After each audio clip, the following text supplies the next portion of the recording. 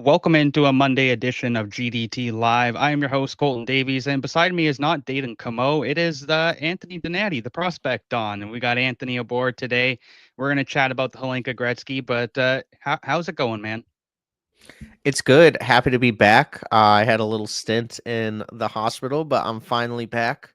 So that was good. But yeah, I am excited to talk about Hlinka.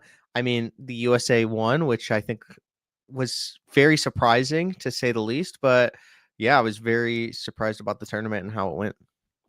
Yeah, that Canada game against them, that was something else, all right. But that was a great game. I think the Yeah. US really showcased some fantastic talent there. Um, let's kind of go through some of the countries like standout players. I won't get to all of them, of course. I'm just gonna kind of give you a few players, and we'll just kind of talk about them. Let's start with Canada. Gavin Betts, of course, had a standout performance all Mhm. tournament, looking fantastic in net. What did you make of him? Yeah, his stats were incredible. I think that he looked calm, composed the entire time. Kind of one of my favorite goalies last year was Jack Ivankovic, and it kind of reminded me of him a little bit. Obviously, Betts isn't at that size because Jack Ivankovic is, I think, 5'11", somewhere around there. But yeah, Betts 1.68 goals against average. I think that he looked phenomenal. I think he was standing on his head a little bit. 901 save percentage, which was pretty good for the amount of shots that he was seeing. I know that Canada's defense was elite on paper, in my opinion. I mean, you have guys like Lynn, DuPont, Verhoff, who I think is absolutely incredible. He could have probably been the number one pick last year, in my opinion. I know that might stir some feathers, but I 6'4" right-handed defenseman, you can't really find those on trees with that much offensive skill set. So yeah, he had a good amount of incredible defensemen, and there's defensemen that I didn't even talk about, like Carson. But I think overall he played like tremendous. I think it was a gold medal esque kind of tournament. Obviously, they didn't come out with a gold medal; they came out with bronze, which was a little surprising. But it's just like the matchups. That's what kind of decided it. I don't think that they probably Canada should have got a silver medal, but it was a tough tournament basically because USA played kind of like Panthers hockey where it was very playoff style. It was we're going to run you over, like we do not care if we're going to put our bodies on the line. So I was very impressed by what the USA did, but I was very impressed by Betts, Verhoff, one of my favorite players, Lawrence. So they have an incredible roster. So I was impressed by what Betts did though. And Verhoff, of course, you already alluded to that. The right shot, great skating. Mhm. We've already seen some people, Frank Saravalli being one of them, saying that, there's potential that Verhoff could, push for that number one spot this year at the NHL draft. But what do you make of Verhoff going to UND, and how do you kind of figure that's going to work out for him this year in college? Yeah, I do like the decision for him to play in the NCAA. I think that there, y- I like UND. I think that there's been multiple prospects that I have liked that had gone there, like Beauvoir and Jonathan Tays, which is way farther back. But it's a really good program. I think that it's not like a Wisconsin, which there was like Logan Hensler went, which it wasn't really offensively gifted squad. So you're going to be backpedaling a lot more, and it's just going to be a lot more close one games, like things like that. I think UND has more offensive upside for him. He's going to be able to play power play one, power play two, quarterback the power play there. One of the best defensive players like in the conference, and I think that he's one of the best defensive players in the NCAA. So I think the jump is good. It's always scary when a player goes to the NCAA during their draft year because it's just like, is he going to be able to compete? But he's 6'4", he has really good size and that skill. So I think that it's not gonna be an issue no matter where he went. So I think that it was a good decision for him to go to the NCAA. I don't think that he needed to take the CHL route again, just continuing to go play. I think in the NCAA, you're going to be playing against, sometimes 22, 23, 24 year olds. And I think that's going to help him overall see what he has. Because I saw Frank Saravalli's tweet, and I think there's about like a 3 to 5% chance that he's the number one pick. And it's not anything about Verhoff. It's about Gavin McKenna. And Gavin McKenna is just so special that you have to think generational. And people can say Verhoff could be also generational, but when I talk about generational prospects, people get a little upset. Like, how many generational prospects are there? Is that word thrown around too much? Should we talk about franchise players? Is it not generational? Is it franchise? I think Gavin McKenna might be generational. I think that Verhoff could be elite franchise player, like top 15 player in the league. I still think that's incredible, but Gavin McKenna might be a top 5 player in the league. I just think that there's a little gap there, but also position wise, like if you're the Sharks, what are you going to do? Like, you need a right-handed defenseman, you need more defensive depth. Are you really going to not take Gavin McKenna though and have the greatest top 6 on paper of prospects all time? I have no idea. So it's just like 3 to 5% chance that Verhoff could be the number one pick. I think Gavin McKenna's locked in though, or not locked in, but super close. Yeah, for sure. And I think when it comes down to it too, yeah, it's based off positional needs and what the team is going to do, but it's like you said, do you just go for the best player available, or what do you kind of do there, right? So I get that. I get that notion for sure. Um, the one thing that I think about too is, yeah, is like Verhoff is going into this into his in his draft year, right? And Mhm. sure, it's McKenna's draft year, but McKenna has already proved everything that he needs to go number one. So yeah, it's up to Verhoff to really prove it this year. Another player that's going to the NCAA, not this year but next year, to Boston University, is Tynan Lawrence. What did you make of Mhm. his Holinka Gretzky play? I really like him. I mean, we've talked about him plenty of times during texts, and it's just like I like Muskegon Lumberjack players. I like how they play in the USHL. I think that for USHL teams, like Muskegon is elite of the elite. Like, they're the Yankees. They are like the Lakers, Boston Celtics. Like, that The is. London Knights. Yeah, like it's not championship based. It's just kind of like how they practice, how they develop, and they've continued to like develop these number one pick prospects, first round prospects. Sorry, you had Ryabkin go there too. I know that he went a little later, but that and talent wise, I don't think that he should have went there. I think he should have went a lot like closer to the first 40 picks in my opinion. But I think that Lawrence is an incredible player. He has really good vision, really smart player. I think that his hockey IQ is off the charts. I think that he is going to be a top 6 player for any NHL team that picks him. I do think that he will be in that top 5 pick range, and this is a very good class. I don't know where he would have been last year in this like in the 2025 draft, but it would have been extremely high even last year. He was one of the best players in Muskegon, and they won a championship for the first time in a while, and he was playing with guys like Vaslav Nestrasil and Ivan Ryabkin, like I had just previously mentioned. He was the best player on the team and more of a leader too. So this guy kind of has it all. I thought he did fantastic. He scored big goals when he needed to, especially in that USA game too, because he brought it back. I think that like him and Preston as well, these Belchick, I think that all those guys are going to be fighting for top 5 spot this class. And obviously, it's always weird because Ivan Ryabkin, who was on Muskegon last year during this time, was a top 10 pick. Same with Logan Hensler. There was other players that were close. I know that like Malcolm Spence too. There was just players that don't get to that are top 10 in the previous year. Like Cole Iserman, his draft year was like number 2 overall, very, very um majority of that offseason leading into the draft year. And I feel like all 3 of these players have just such high upside and floor that they're going to need to be in that race. I mean, like Ethan is 6'5". Like he's 227, already NHL body, and he does great in tight. He has great hands, vision.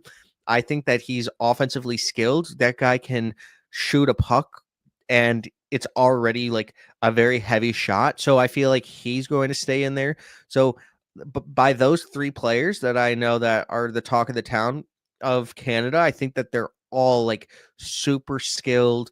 They do a lot of things right. They're all like great on all three levels of the ice. And I think Lawrence, where he gets a little underrated, is his defensive game too.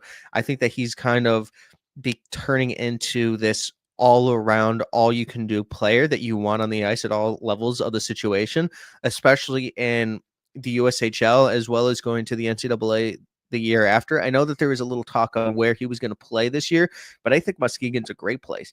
Now you have Vaslav going to UMass, and a couple players I think Muskegon are committed to UMass, which I think that it's always cool to see that development path when you have a school that likes these players at the same time and then they commit a lot of them. But I think Lawrence is really going to surprise people this year with how many points he puts up in the USHL. I think he's probably the best player in the USHL, if not top three. So I think it's good that he's staying there for his draft year, because it's always interesting to see what's going to happen when a player does go early into the NCAA, because you saw that with Logan Hensler and James Haggins, which I'm very big fans of. But James Haggins was the number one pick majority of the year and went 7.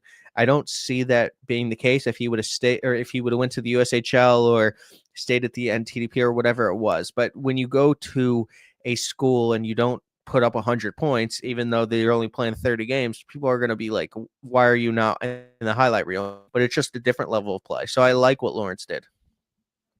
What do you touched on Mathis Preston as well. What do you make of Mathis Preston and just his his third period hat trick versus Switzerland and what he was able to kind of do? So it was refreshing. Can you say that again real quick? Yeah. So Mathis Preston, what Yeah. can you kind of say about him? And he had a third period hat trick for Yeah. Switzerland. But what do you make of him going back to Spokane and not being a player to go to the NCAA as well? Like I get like very, very skilled player. I know that he is like super super skilled. When I watch him, I think of like he has the elements to be a top 3 pick. It's just such a good draft up front that it's like, where's this guy going to go? Like I was having trouble ranking him when I was ranking my top 10 or top 15 in this class, because there's just so many great players. But Preston is one of the best all-around offensive threats, in my opinion, that I've watched, because he could do it in a period. Like you said, a hat trick in the third. Like he can just like snap of his fingers and turn a different mode, do a different switch. So I really do like his game a lot. I think that it's fine to go back and not really take a jump maybe to the NCAA or wherever, but it's a good league that like I do believe that like he is better off just staying there. I know he's going to be he had 7 points at Holinka, 5 games, 4 goals, but going to staying in the WHL is never a bad thing. I think that what it does do is, like when I look at the WHL versus NCAA, I always go back to like Macklin Celebrini versus Connor Bedard, because it's like Macklin Celebrini, I think, was more ready for the NHL because he went to the NCAA that his draft year, but Connor Bedard was putting up incredible points and his hype was higher. But the thing was with Mathis Preston, I don't believe that he's going to take the jump to the NHL after he gets drafted. Like it's not, he's going to probably either, I think he's going to the NCAA or wherever he goes, but he wasn't even a point per game player in the WHL last year. I think that he needs to go back, be the guy, put up probably close to 80, 90, 100 points, in my opinion. Um, Not just kind of show his offensive ability, continuing to do so, and not the hard part is building bad habits in the NCAA if you're not ready yet. And he's 5'11", so I feel like it's harder to physically dominate your opponents, or you run the risk of getting physically dominated by your opponents because you're not fully developed yet. He's 170 pounds, 175 pounds. Like there's obviously ways to go in his frame, but the thing is like he's not like 150, 160. So obviously he could have went to the NCAA, but he's a top 6, top 5 prospect regardless. So I think just like letting him develop more, having him go to the NCAA the next year or whatever his development plan is, I think would be the best case scenario for him. I don't necessarily think that going to the NCAA for every prospect is the right thing to do, as well as we're seeing a bunch of guys go to the NCAA getting these NIL deals. And yeah, it's great, but a couple of them might realize midseason that it wasn't necessarily the right decision for their draft stock. I think that draft stock doesn't really matter because it's based on how your development is and your team. But I think that draft stock does matter to these guys. And I think that if he wants his draft stock to be as high as possible, you should stay in the WHL for him personally. Now, one more guy in the WHL I just quickly wanted to talk about was, and he's another defenseman, Ryan Lynn. Where do you have him slotted in? Yeah, I have him as a top 10 pick right now. But the thing is, like, him, Chase Reed, like Daxton Rudolph, they're all really good in the similar range, similar tier. The only thing with Lynn is just like with Daxton, you have the size too. With Lynn, it's more offensive ability, really, really good. I think that like being under 6 foot in this era where there was like zero taken in last year's draft, because I was a big Luka Radojevich guy and he was undrafted. Like when you're under 6 foot, and obviously he can continue to grow. I'd love to ask him if he is like whatever it is, but he's still a top 10 pick in my opinion because of skill. If he is 6 foot, it changes the ranking on people's on scouts boards. And it really, I don't know if it should necessarily, because some players just play bigger than they are, some players play smaller, so it should be about playing style, but there is something about it when like Vigo went from 5'9" to 5'10", that definitely changed people's minds. Even though it was 1 inch, going double digits is a lot, like mentally is a lot better than being 5'9", because 5'10" and he was destroying the J20 where he was putting up I think Anton Frandel had 7 points in 10 games. I think Vigo had 74 and 42 or something like that. Like he's like going to Sweden, but he's incredibly skilled and it's just like different. So when you're 5'11" rather than 6 foot, it's going to drop you a little more. But I think Lynn's game is going to be able to translate a little more than we've seen with like a Luka Radojevich. It's just like a higher end skill, as well as being right-handed. I think that also helps him because right-handed defensemen will go a little higher in drafts. But I'm a really big fan of this defensive class this year. In the dub last year, he played incredible. I think that like the only problem is size, and the thing is he has a full year plus. I mean, he's 17. Um, so he has a full year to grow. So I feel like he's one of the players that could be a top 10 pick. If he is 5'11", it might drop him because of the amount of depth you have with the right-handed defenseman in the specific class. There hasn't really been a lot of like right-handed defensemen that have been this elite within the last couple of years, but in the last 3-4 years, we've seen a lot of them. So um, I would be surprised to see where he goes if he is 5'11". That's the only knock. Switching over to Finland now, Oscar Hemming had a Mhm. fantastic tournament, a great semifinal match. What can you kind of make of the 6'4" forward? Yeah, he was very hard to miss on the ice. I feel like if there was one player that you see on a YouTube video and it has the prospect light on, like his prospect light of camera was on at all times. Like he was in the spotlight. I feel like you just saw and noticed him when he was playing. I feel like there needs to be more skill around him. But the thing is, like, with that size as well as his production, it was very enticing to see that. I think that like he was easily, in my opinion, their best player. Um, so it's just always awesome to see how some guys perform. I think that like if he was like say he was on Sweden or whatever, and you have like a game where you win 8-1, like USA versus Germany, like he would have had a lot more points than 6. But the thing is, he was on Finland, and he still put Mhm. up a point per game, had 6 points. Um, he was playing aggressive, but only had 2 power play minutes. So I feel that penalty minutes, but like he played really well. He was definitely visible. So definitely exciting to see what happens. But yeah, there was a lot of players that kind of shocked me, but he was one that I was like consistently falling in love with, and I would want to continue to rewatch, these games as there's really not a lot going on, but you saw him visibly every shift. So I thought that was cool. Who was another player that shocked you? I think the so when you look at the 3 Sweden guys at the top, especially the defenseman, like Axel, I think that that was surprising because he had 11 points as a defenseman, even though very good vision. Um, I think that I feel like there was just Jack Hextall, I think, was one guy that also surprised me. I've always been a big fan of him, and same with like Varga. I've been a big fan of Varga for a very long time. Shout out, because he's just always like last year when I was doing summer scouting, he was the guy that I was like, wow, this guy's electric.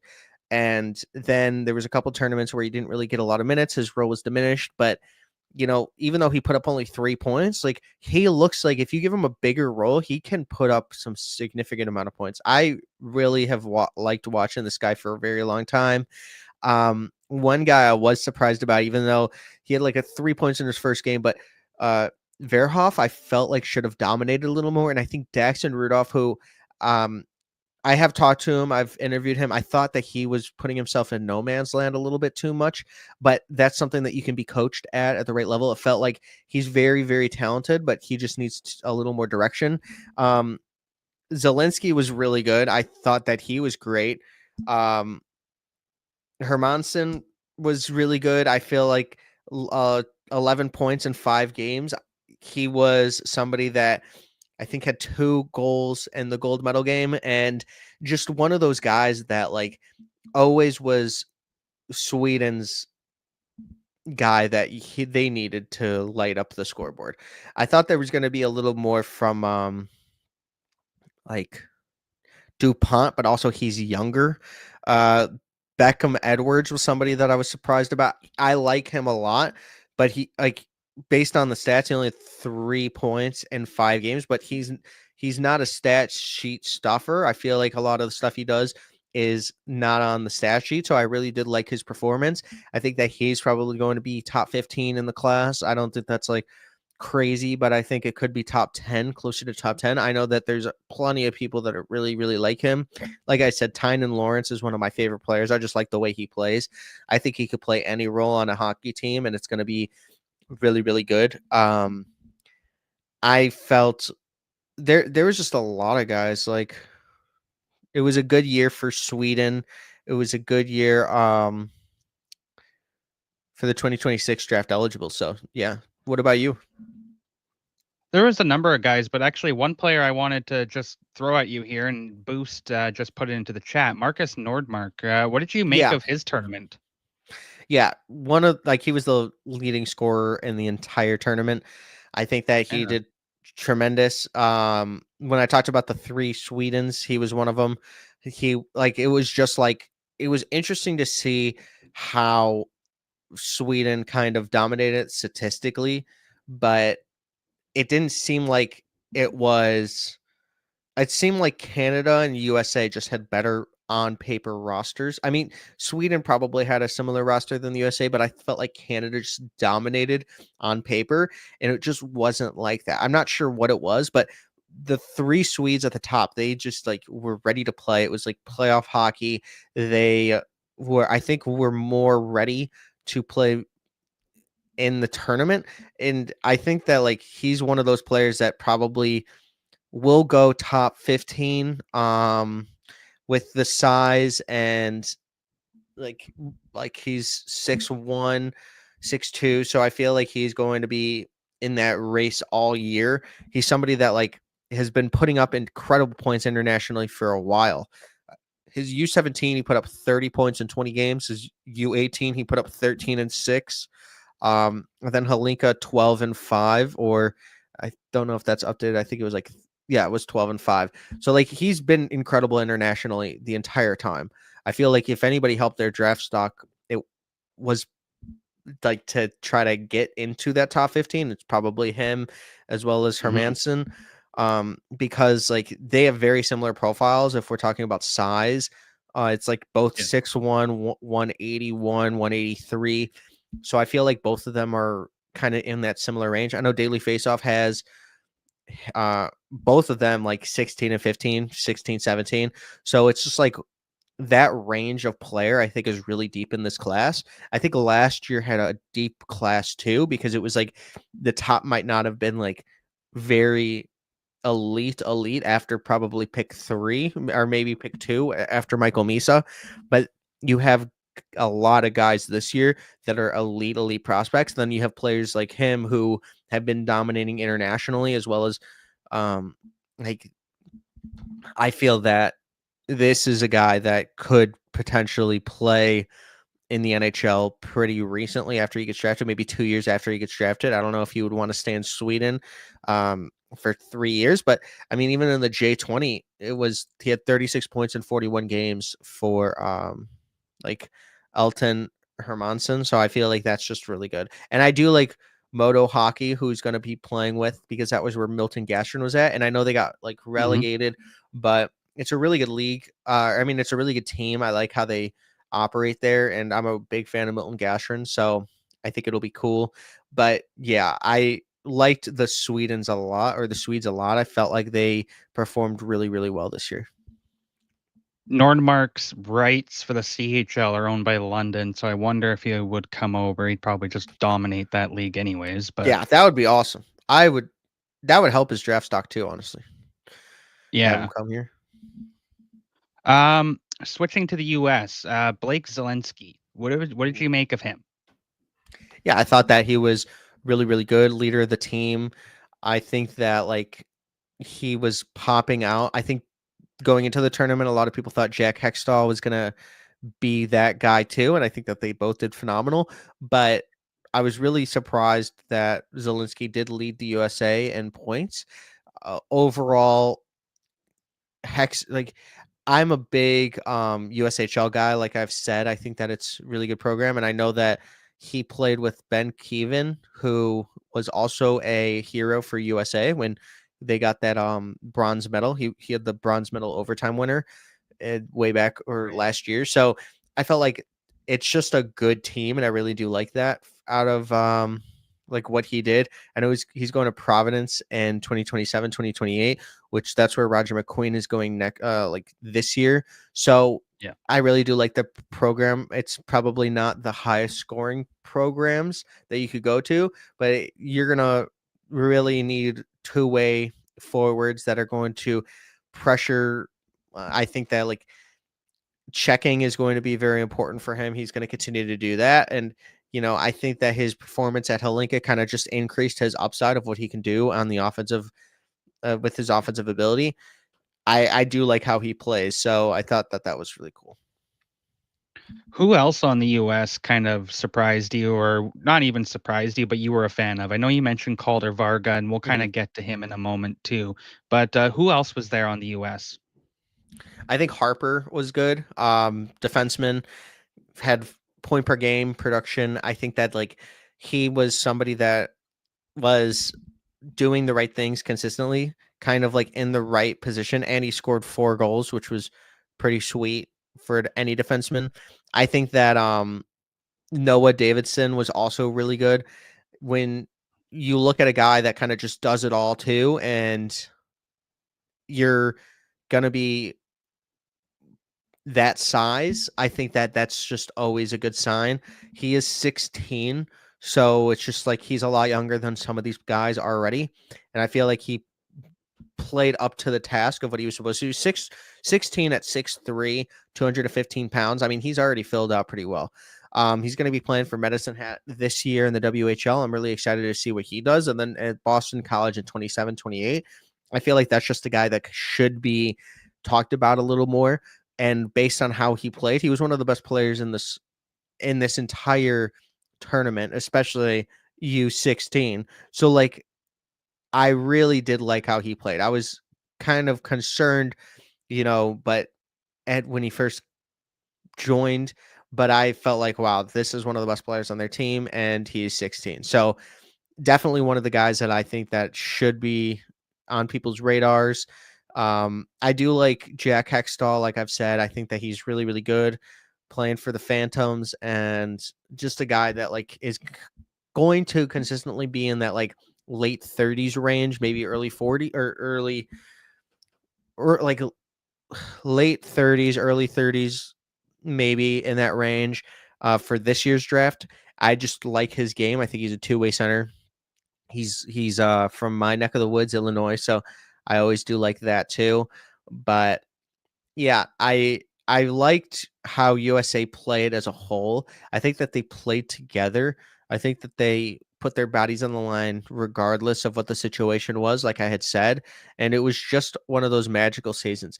And I know that Link had kind of posted a like tweet about all the USA success that they've had, and Bleacher Report had talked about it. I feel like that's also something like McDavid, if he wasn't just left open in the slot, the Four Nations was going to look a little different.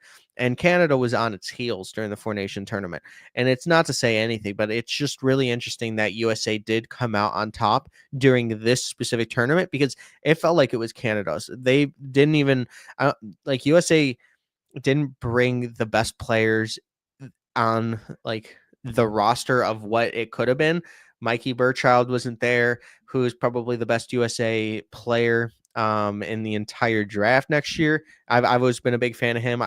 I know he was top 5 last year in this class, but I like just the strength of his class. I don't think he performed as well as he wanted, as well as the size. So he kind of went down in the rankings.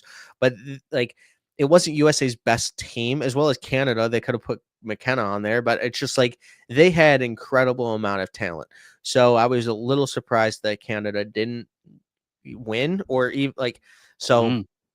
Yeah, it was pretty surprising to me. But Jack Hextall was really good. Calder Vargo is somebody that I've always thought was incredibly talented. Should be getting a higher role, but yeah, those are some of the guys. A comment here from Boost in the chat. Brooks Rogowski. What are your thoughts on him? Yeah, this is somebody that we actually talked about.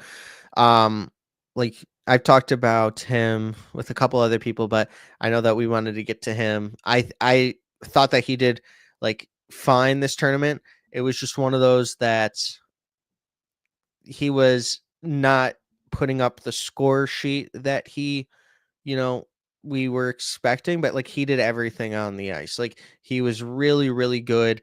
I think that like you need players like this to win gold medal. He was very essential in that. Um, he only had one goal, but he's massive. I mean, he is somebody that when you watch, you see that guy. He has like Shane Van Sage size, but he doesn't really play like Shane Van Sage. I think he's lighter on his feet a little bit, but I feel like this is going to be a big season for him based on you I mean, he has taken the same, I guess, a path as Shane Van Sage going to Michigan State in 2027, 2028. And I feel like it's going to be a very similar role. But going into the OHL this year, if he puts up more than 50 points, I think that we're going to see him climb up the rankings. I think that like he's just one of those guys that when you have a center that's 6'6" or above or 6'5", that is a right-handed center, you're going to be looked at a lot bigger or a lot more than usual. I know Roger McQueen told me when I interviewed him last year, like there's not a lot of right-handed centers that are above 6'5". So when he's talking Mhm. about his player comparison, it was always Ryan Getzlaff. I feel like that's the easy comparison, but this guy is not like as skilled as Ryan Getzlaff. It's like a very different. He's like a bottom six role of that talent. But if he figures it out a little more, especially offensively, as well as just puts his whole game together, this is going to be a very, very good player. I think that you can slot him in as like I would say really good role bottom six, but if he's a middle six center for you in the future, right-handed, you're going to be really good if he kind of hits. So I think that it's just about potential with him staying in Michigan. He was a Michigan kid going to Michigan State. I feel like it's going to be a really good program. He just turned 17 in June, so I feel like he has a lot of runway. He's one of the younger players. So yeah, I was surprised how good he played, but statistically, like I feel like if you're 6'6", you should dominate a little more, especially offensively, but that's not really his game. So um yeah, I am impressed with what he can bring to a team. Just gonna switch gears for a second to the NCAA. Who are a couple players that, other than Gavin McKenna, of course, that you're going to be watching a lot of this year? Like in terms of CHL to NCAA transition. Well, one of the players is out like Gavin McKenna's teammate, and that's Jackson Smith. Him going to Penn State, I think that in the WHL, he was probably a little upset with his point production because when you have that level of offensive ability as a 6'3" defenseman, like I feel like he should have been probably a point per game player, but going to Penn State, he's going to be able to not have as much of the spotlight and just play his game because Gavin McKenna is going to be there. Maybe that brings more spotlight but Gavin McKenna is going to be the guy. So he's somebody that's friends of the program here. I think that he's just one of the really good people. And I think that he's really, really talented and skilled. I've always called him like a better version of like a taller, better version of like a offensive Kevin Korchinski, where you have that model, but you also have the floor of a really good defenseman. Um, I would probably say like Keaton Verhoff is one guy that I'm really excited to see. Roger McQueen is also a guy that I'm excited to see in Providence. I'm not really sure if like Providence is the best fit because it is lower Mhm. scoring. I would have liked him to go to like a Michigan. If he went to Michigan, I would be ecstatic. I thought that that was kind of like a really good fit, but Michigan is loaded regardless. Malcolm Spence is somebody that I really, really want to see in Michigan. He's somebody that plays a playoff style regardless. His intensity that he does, like he uses. I would be very interested to see what Michael Misa does if he doesn't make the Sharks because the kind of talk was him playing with his brother Luke Misa, who obviously plays for Penn State. So it was I do not see a scenario where like Gavin McKenna and Michael Misa play together, but that would be absolutely absurd. There's a couple guys like Porter Martone that I want to see because I feel like him going to the NCAA that's going to really help his skating because he's going to be able to skate a lot more during the week. There's more training. You don't play as many games as you're playing in the OHL or WHL. But like for Brampton, he was great. But offensively, Mhm. he was top of the charts in the OHL, similar to Michael Misa. He went to Canada, and then Michael Misa kind of took over. But I think him going to the NCAA is going to really help his skating. So, um, like I want to actually see Shane Van Sage as well year two because he was playing like 12, 13 minutes a night. But him now with his teammate and Porter Martone, who are both Flyers guys, I feel like that's just really, really good to have because it's the same development path, and you have a guy that Shane Van Sage is very, very big, but he kind of needs more time on ice. But it's going to be his year two there, so that's somebody I'm excited to see. Vaslav Nestersil going to UMass. I feel like that's pretty big. Is he going to be able to like overcome like the physicality in the NCAA? He's 6'6" and he's only continuing to grow and he's putting the muscle on. I think that he will. He could dominate for UMass. So there's just a couple guys like that I really, really like. Yeah, I think that would be close to it. James Haggins, I'm excited to see what he does. I think he's going to Mhm. absolutely destroy this year. I think that people are going to be like, how did he fall to 7 after this year? But yeah, those are kind of the guys. I like the note on McQueen. I had a text conversation with somebody over the weekend, and kind of the same conversation was had where wasn't sure if McQueen's fit with Providence was a was good enough, Okay. and they kind of said that they figure, McQueen could be one of the first players to back out of the NCAA, but Okay. we'll see what happens. Of course, it seems to be a notion around that people are, Providence is a low end scoring team, so we'll see what happens with McQueen's development there. But let's end on something fun, Anthony. You talked about the USHL. What's your favorite jersey in the USHL? Okay, so favorite jersey, that's a tough one. I would say I like Phantom a lot. I like Muskegon. When Muskegon was playing, I don't know if you saw this, but like Bar Down had a 20-goal lead and then they came in. I really did like that, and I just like their jerseys. I just like everything Muskegon does. It's just like one of those things that's like I like when content creators go to like hockey leagues and produce content like that. And Vaslav, I know Jesse called him a tree. Like that was something that was really funny because he's 6'6", and I feel like there needs to be more of that. I would love to continue to like do stuff like that too. Like it's just like fun when you're showing personalities of these players. So I would say like I like Muskegon's jersey. Um, my favorite jersey of all time in like any league is like Everett, Silver Bear or Silver Tip. Sorry, that's just a Yeah. really fun jersey with Landon Dupont and Carter Bear. It's just like I like that a lot. So I would say those are fun. Chicago Steel has a cool one. I'm missing one. I know I am. Oh, Kelowna Rockets. I like the Kelowna Rockets. That's Okay. cool. Yeah, that is a good Yeah. one. I love Youngstown. That's one of my favorite jerseys Yeah. in junior hockey right now for sure. Hey Don, why don't you just let people know what's kind of going on your channel and where they can find you? Yeah, I got like a multitude of 2026 for like first round projected prospects coming on, like Iver Stenberg. I have a Tynan Lawrence coming on, like Landon Dupont. Chris Peters is coming on today, so I'm gonna have that out. But it's just like I want to create more video content, like you see, like the goats, like Mike Bartner, who's been a friend of the program, and I text like basically to like meme him about his viral photos and stuff.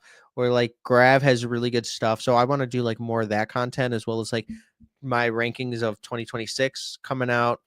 Uh, I I have like really good guests coming on, so I want to continue to do the interviews. But I have On the Clock, a podcast with Blue Chair Prospect, who's one of my favorite people in the entire scouting space that I get to do once a week with, and that's like on both of our channels. So check out like Blue Chip Prospect and Prospect on YouTube, as well as I'm doing like two every like what is it multiple times during per month. I'm gonna go 2 times per month on NHL Draft Pros podcast with Link. So I feel like that's always a good one. And we're just gonna be talking about like all things NHL prospects or draft prospects 2026. And yeah, I'm doing some stuff on TikTok too, where it's just like finding some off-season training videos of Connor Bedard or Celebrini, or I'm releasing some clips from the combine and the draft that some, you know, players that your favorite team might have drafted are talking about, like just random questions that I heard or asked them. So I got that stuff coming out. But yeah, it's kind of like the slow time of the year until the NHL comes back, and I just really want hockey to come back. But Yeah. yeah. Awesome, man. Seriously, you do the best stuff. We really appreciate your time here over at GDT.